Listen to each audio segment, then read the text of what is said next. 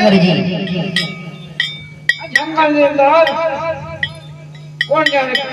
કોણ ભૂમ પાડી દે છે શી ખબર અરે લાવ જરા જોઈને તપાસ તો કરું